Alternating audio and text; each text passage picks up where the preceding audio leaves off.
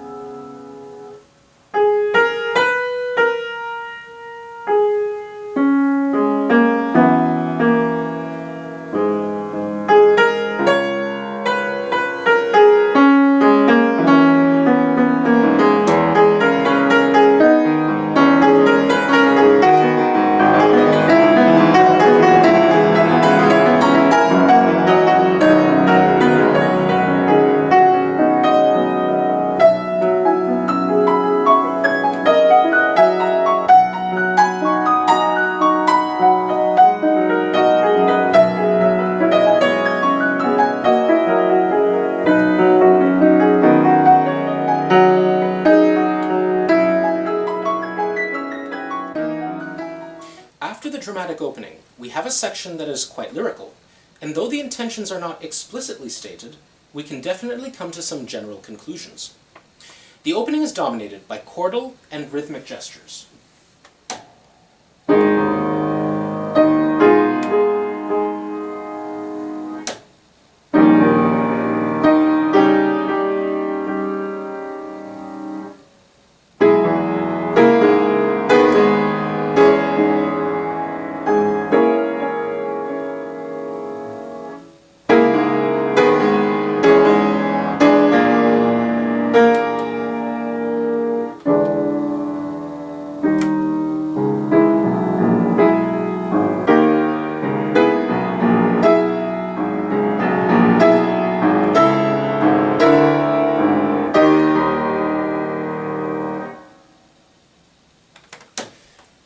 The lyrical section is much softer, much less chordal, and more continuous in terms of rhythmic cohesion. Of interest is how Scriabin starts the lyrical section as a combination, with the right hand remaining chordal, but the left forming a continuous accompaniment, until finally the right hand takes this continuous gesture and creates a melody out of it.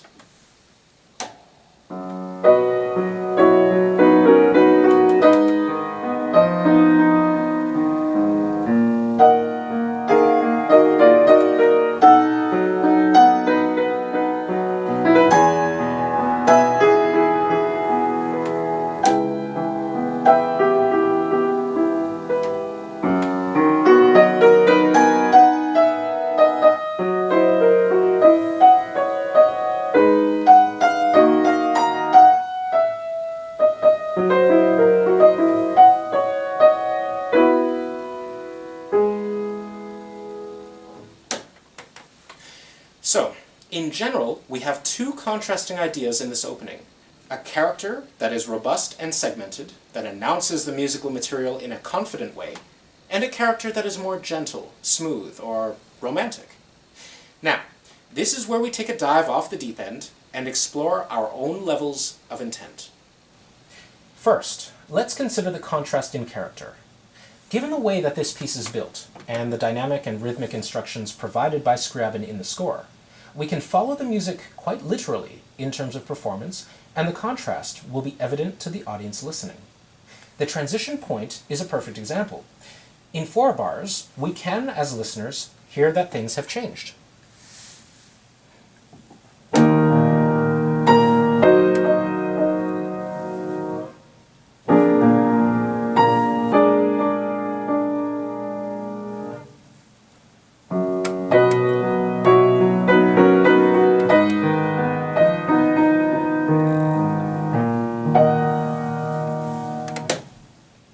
We don't have to exaggerate anything in order for this to work. On the larger scale, it's obvious to the listener that the opening material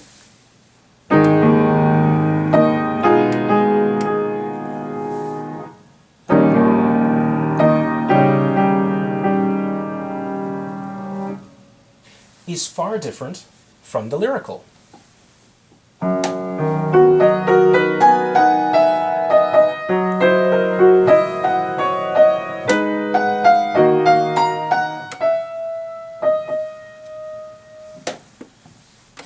The composer's intent, a robust opening and a lyrical second section, are clear, though not defined to a point where no difference of interpretation can occur. Structure can tell us a lot about what level of intent will be effective. One ground rule, which appears to work almost universally, is that the first time an audience hears any musical material, you as the interpreter have the freedom to do anything. You are not constricted by anything. This means total freedom in rhythmic swing or rubato, dynamics, sound color, everything. When your audience hears something for the second time, even if it's not verbatim or in the same key, but is identical in other ways that an audience can recognize, then you always have to take into consideration this recognition by the audience and adjust or change the communication of your musical intentions. In other words, the intensity of your musical intent may be more or less, even though the music may be saying roughly the same thing. The more lyrical melodic section is eventually repeated in this movement in a different key altogether, and with minor modifications to the sequence of events. Instead of this,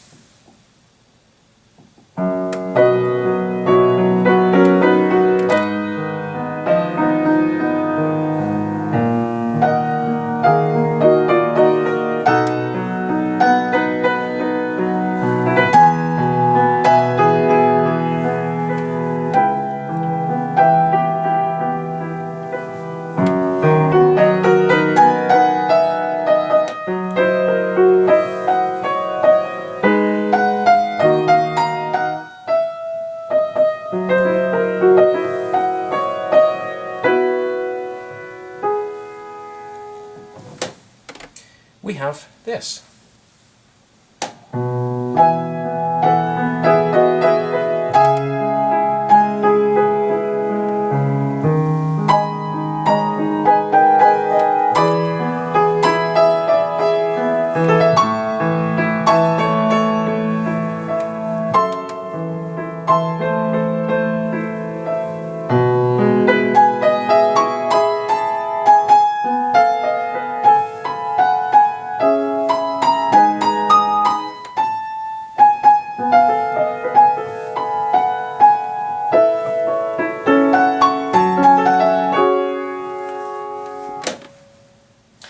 It's nearly identical in terms of what Scriabin does with the material, but the difference is felt, perhaps most keenly, in the shift of the material to the upper register. The first time, the melody is set lower, and this gives it a natural feeling of weight and gravity of purpose, no matter how romantic the music may sound. If played neutrally, without much rubato, we get something that is almost religious.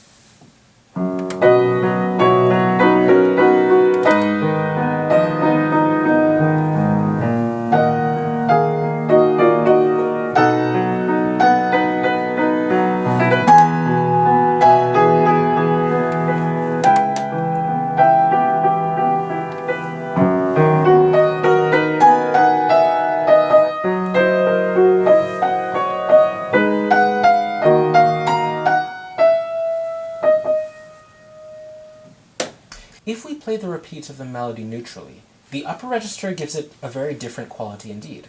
Less gravitas, more yearning perhaps.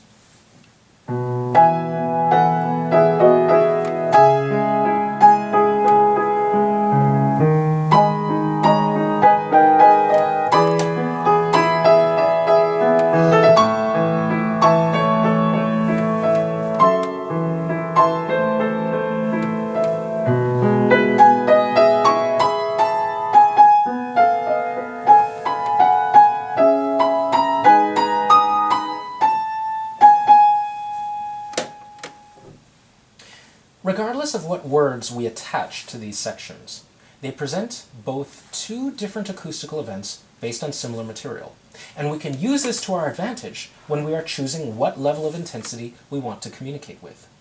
For the sake of argument, let's say that the music is more controlled the first time and more desperate the second.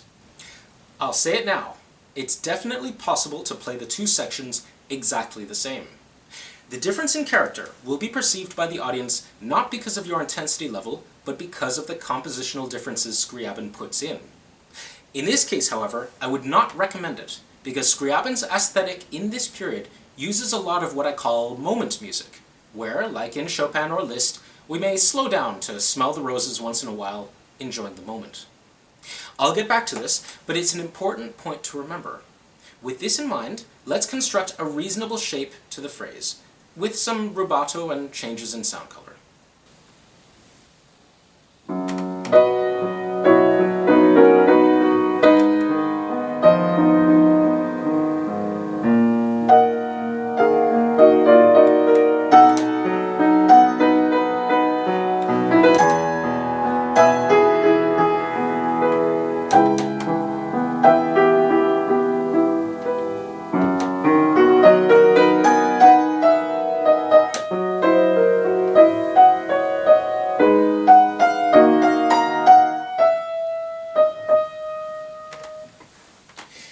This is reasonable, I think.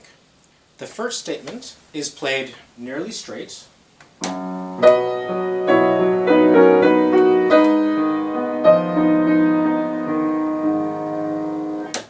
The second statement is played a little more loose rhythmically.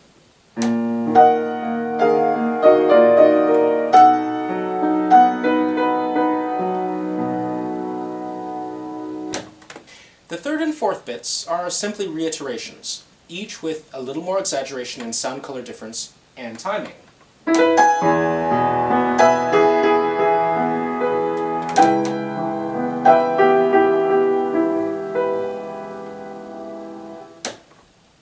And then a fresh start for the new melody.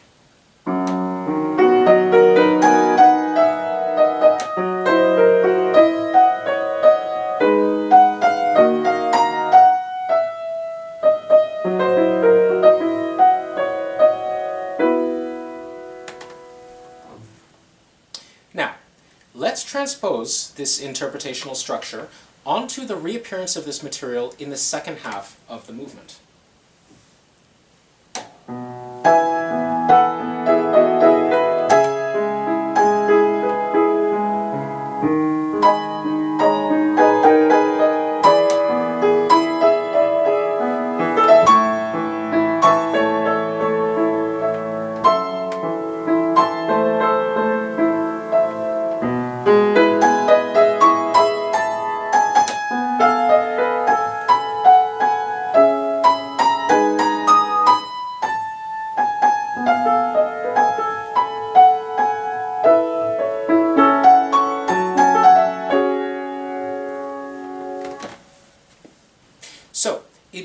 a one-to-one transposition of intent.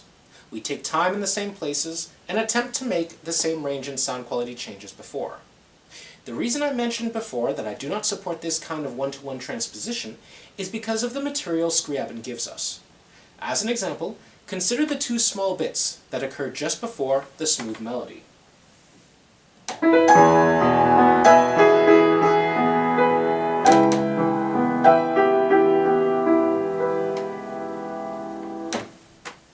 The function of these small statements is to provide a harmonic progression which leads to the emergence of the theme.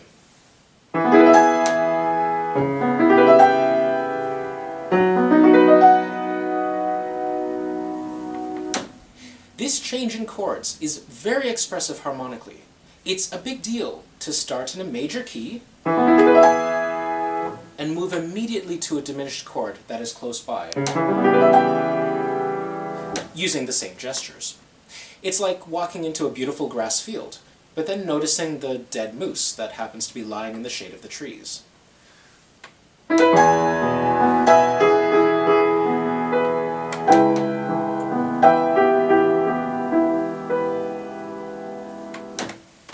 This expressive moment requires a strategy, whether it be changing our sound quality, altering our timing, anything. To play it straight through is to ignore an obvious moment of expression, and though it may be useful as an exception, it's definitely not the rule to do so. We can now finally talk about levels of intent. If we have a rather conservative, not too exaggerated version the first time, what should we do the second time we hear these themes? And what can inform us of what decision to take? Well, I've mentioned before that in this case the most obvious indicator is the change in register. Instead of this, we have this.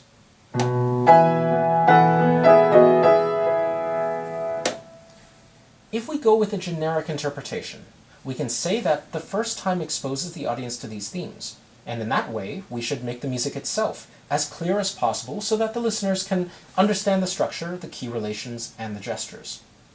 This is one reason that we will not play this first time with exaggerated rubato or sound quality change. What this creates, in terms of levels of intent, is a balanced midway level, something that is, for lack of a better word, average. The second time this music occurs, we have the opportunity to change the level of intent. Let's first consider heightening the level of intent. This means that we exaggerate events, we make our sound quality changes have a larger range, along with dynamics of course, and we allow the resonances of the music to dictate the pacing rather than our own internal rhythmic pulse.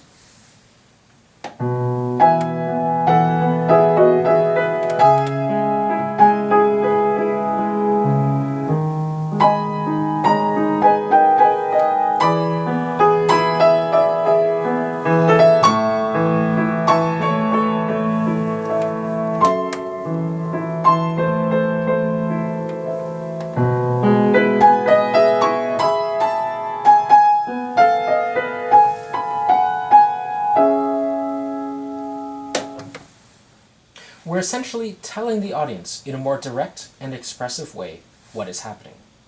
But there's more to it than that.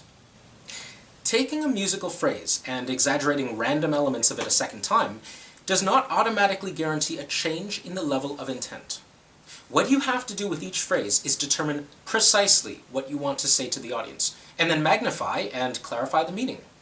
There is a difference here. As a real-world example, think of an old car. You can put a new paint job on it and refurbish the interior, and the car looks good. This is what happens if you exaggerate random elements of your phrase a second time. But if you truly want to increase your intent, then with the car, you need to put in a more powerful engine. You essentially target the tools you use as a pianist to communicate your intent, and exaggerate those particular tools. So, let's put this into a musical situation. There's an expressive difference in the first two statements.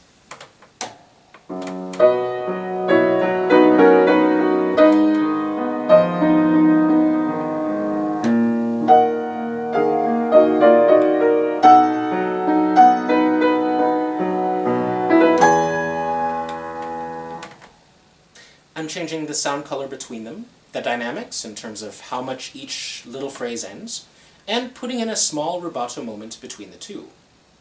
In order to increase the intent the second time this sequence happens, I have to exaggerate the change in sound color, the dynamics, and the rubato, all in the same places.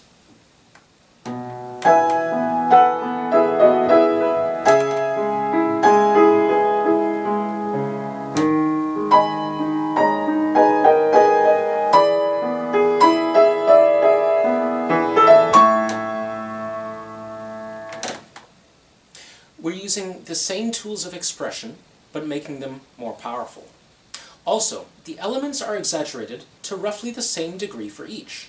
We're not taking one element, like rubato, and exaggerating it whilst keeping everything else the same. That would sound very odd indeed.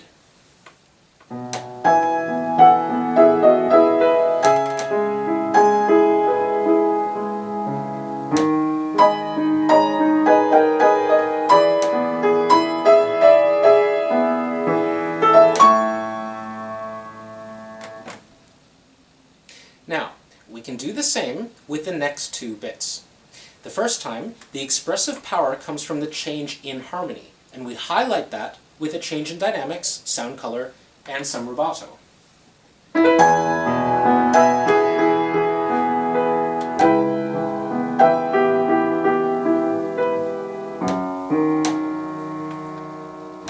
So, use the same strategy the second time around. Exaggerate the dynamics, sound color change, and rubato in the same places.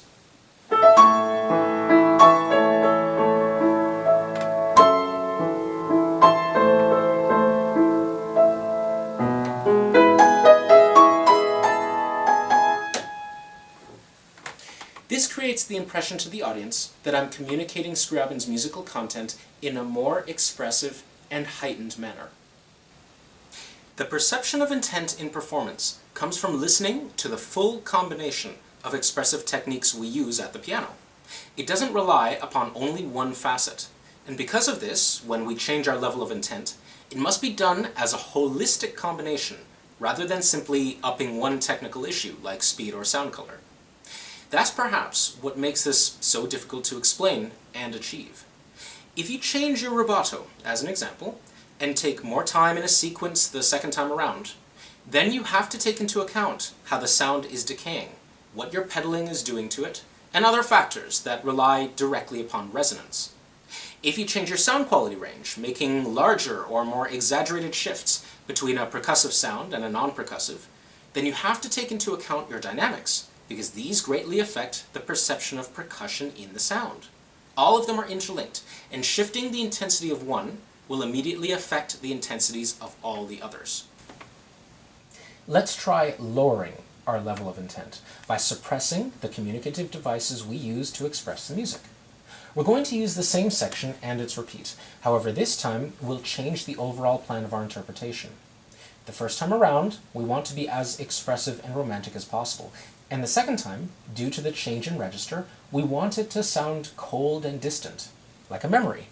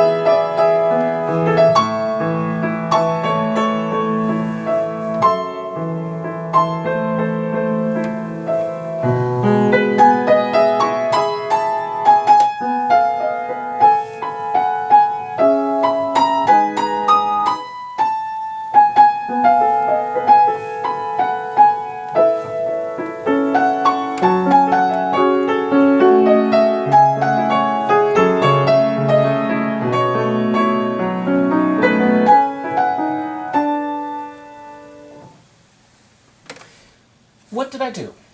Well, first I exaggerated my plan for the music itself the first time around. And then the second time, I removed as much change as I could from all aspects, such as timing, sound color, and dynamics.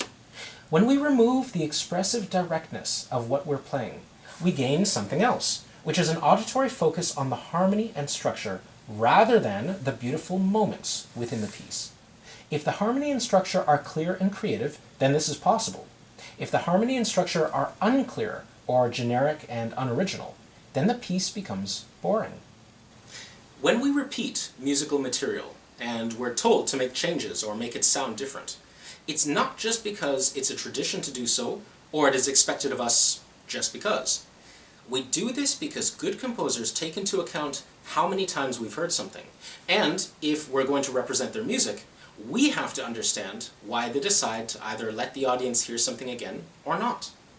When a composer presents the same music in a slightly different way, we have to assume that the music itself is saying something slightly different. And therefore, we have to find a way to represent this music differently, whilst staying within the interpretational and aesthetic boundaries that we have previously established.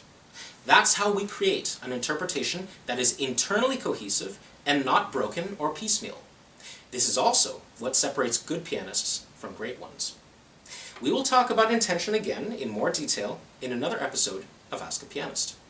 So, until next time, keep practicing, and consider precisely what tools you are using to communicate a musical idea, and how you shift these levels when the section inevitably returns.